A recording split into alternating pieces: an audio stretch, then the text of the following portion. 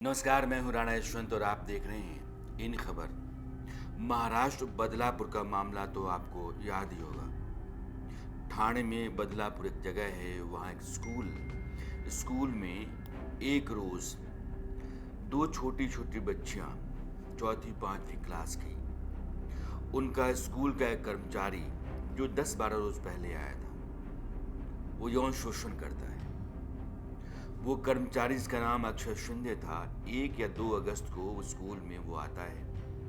12 अगस्त को वो बच्चियों का यौन शोषण करता है। अगले दिन बच्चियां डर जाती हैं, स्कूल जाने से मना करती हैं, रोने लगती हैं, पापा मम्मी स्कूल नहीं जाएंगे। पापा मम्मी को लगता है कि कुछ है। आज से पहले कभी बच्ची के साथ ऐसा नहीं था, उतनी डरी समी नहीं थी, वो कांप रही है, ऐसा क्यों है कि स्कूल जाना ही नहीं चाहती है। धीरे धीरे मम्मी ने पुचकारा, पूछा तो बताया कि जो दादा हैं स्कूल में, दादा मतलब बड़ा भाई, उन्होंने मेरे कपड़े खोले और मेरे साथ गलत गलत बर्ताव किया। माँ परेशान, पापा परेशान। उसने अपनी एक सहेली का नाम लिया कि उसके साथ उन्होंने ऐसा किया है। उस बच्ची से भी मम्मी पापा ने पूछा तो उनके मम्मी पापा भी परेशान थे।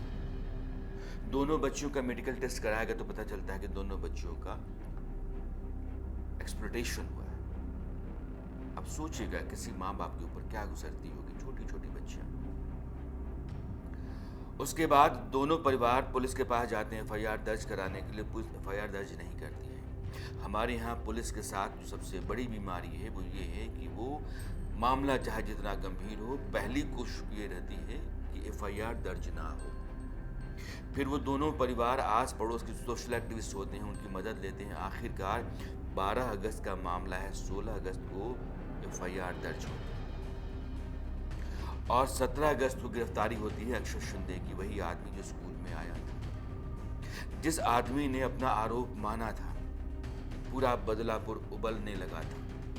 बदलापुर के लोग आपे से बाहर हो चले थे। उन्होंने दिन भर ट्रेन रोकी थी। पुलिस को रास्ता खाली कराने के लिए, ट्रैक साफ करने के लिए लाठीचार्ज करना पड़ा था, ताकत का इस्तेमाल करना पड़ा था। लोग इसलिए उबले हुए थे क्योंकि बच्चियों के साथ स्कूल में जो हुआ, इसका मतलब ये है कि स्कूल में बच्चियां सेफ नहीं हैं, स्कूलों में सही इंतज़ाम नहीं है और पुलिस ने सही समय पर एफआईआर दर्ज नहीं की, उसने लापरवाहियां बरती। अक्षय शिंदे को पुलिस ने गिरफ्तार किया। उसके बाद वो जेल चला गया, पुलिस कस्टडी में रहा, उसका जेल चला गया। अचानक 23 सितंबर को वो मारा जाता है। पुलिस कहती है कि दरअसल वो जब पुलिस कस्टडी में जा रहा था, गाड़ी में 4 पुलिस वाले थे। उन चारों पुलिस वालों की ये जिम्मेदारी थी कि उसकी जिंदगी ठीक रहे, और गाड़ी में जाते समय उसने एक पुलिस वाले की बंदूक खींची, उसके ऊपर हमला किया। बाद में कोई चारा नहीं था, उसको गोली मारनी पड़ी। ये मामला अक्षय शिंदे के पिता लेकर के गए हाई कोर्ट कि मेरे बेटे ने ना पुलिस वालों को मारा, ना मारने की कोशिश की, बल्कि एनकाउंटर हुआ है। एनकाउंटर का ही मामला हाई कोर्ट में गया और हाई कोर्ट ने पूछा कि भाई ये बताओ कि 4 पुलिस वाले एक आदमी को हैंडल नहीं कर पाए। अगर उसने बंदूक खींच करके किसी पुलिस वाले पर 3 गोलियां चलाई, तुम ही कह रहे हो, तो एक गोली तो उसके पैर में लगी, बाकी 2 कहां? उनके कारतूस कहां? तुमने गोली चलाई तो दूर से चलाई या पॉइंट ब्लैंक रेंज से मारी? इसलिए इसकी जांच होनी चाहिए। और हाई कोर्ट ने अब एक कमेटी बनाने का फैसला किया है कि यह जो अक्षय शिंदे की मौत है, इसकी जांच की जानी चाहिए, सच को बाहर आना चाहिए। ठीक है, लेकिन एक आदमी जो बच्चियों का, मासूम बच्चियों का बलात्कारी है, उसके जिंदा रहने की जरूरत ही क्या है? अदालतों में एक आरोपी को, जबकि वो अपराधी है, उसी ने गुनाह किया, उसके सबूत हैं, बच्चियां रोती बिलखती सी हैं, परेशान हैं, कि अदालतों को उस बात का अंदाज़ा है कि जिस बच्ची का बलात्कार होता है वो बच्ची जिंदगी भर उस जख्म को लेकर के चलती है और वो एक टूटी हुई जिंदगी के साथ जीती है। वो जीवन भर उस डर से भरी रहती है, जीवन भर वो इस समाज और इंसान दोनों पर शक करती रहती है, दोनों से उसका विलगाव हो जाता है। उसकी भरपाई कहां से होती है? हमारे कानून में सिर्फ यही है कि मारो मत, लेकिन उन दोनों बच्चियों को इस लिजजे अपाहिज गंदे आदमी ने बर्बाद कर दिया। 2 मासूम बच्चियों का बलात्कारी अगर पुलिस ने एनकाउंटर कर दिया तो उसकी चिंता कोर्ट को इतनी है कि जांच होगी और जांच के बाद सच सामने आना चाहिए, और सच सामने आएगा तो पुलिस वाला जो है उसको सजा मिलनी चाहिए। काहे को मिलनी चाहिए? ऐसे मामलों में या तो पब्लिक ऑन द स्पॉट फैसला कर दे, या फिर पुलिस ऐसे ही इनकाउंटर का बहाना कर ले कि हम ले जा रहे थे, उसने बंदूक खींची, उसने बंदूक चलाई, उसके बाद हमने उसको मारा क्योंकि हमारे पास कोई विकल्प नहीं था।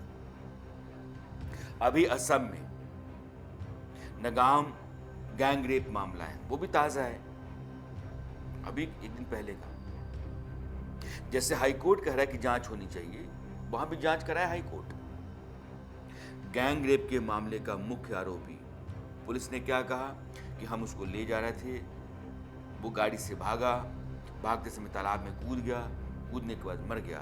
जिस आदमी के हाथ में हथकड़ी लगी हुई है वो गलती से भी तालाब में नहीं कूदेगा, वो भागेगा, हो सकता है भागे, लेकिन हथकड़ी लगे हुए आदमी के भागने की गुंजाइश कम होती है। वो भागने की कोशिश पुलिस के कब्जे से नहीं करेगा, लेकिन भागा तो तालाब में नहीं कूदेगा, उसको पता है कि मर जाऊंगा, और वो मर गया। पुलिस कहती है कि तालाब में कूदा, उसके बाद हम कोशिश करते रहे कहाँ गया, लेकिन 2 घंटे बाद हमने तलाशा तो उसकी लाश वहां से मिली, मार दिया। एनकाउंटर है, समझ में आता है, लेकिन अफसोस नहीं होना चाहिए। उस बलात्कारी गैंग रेप का जो आरोपी था, उसके गांव के लोगों ने कहा कि ये ना तो मेरे गांव में आएगा, ना ही इसके लिए कोई कब्रगाह होगी, और ना ही इसको यहाँ दफनाया जाएगा।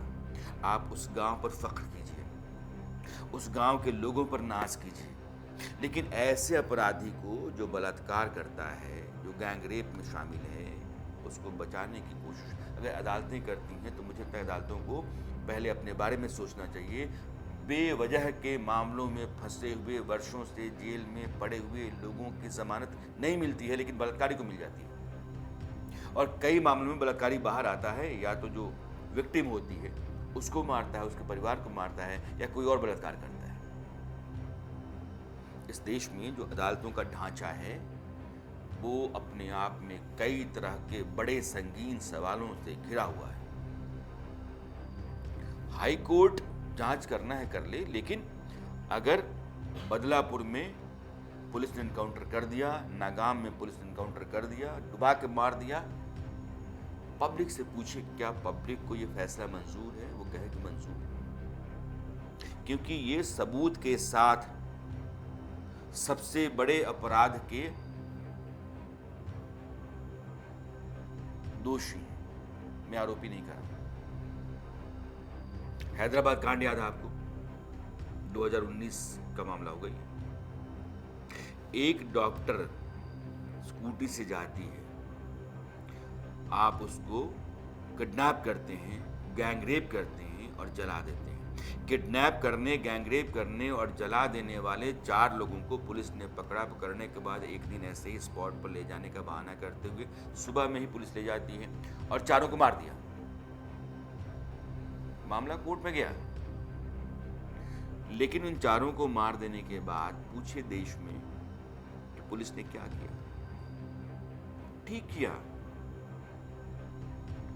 आप यूं समझिए कि दिल्ली में जिस निर्भया का बलात्कार हुआ, जिस नृशंस तरीके से हुआ था, 8 साल तक वो जिंदा रह गए।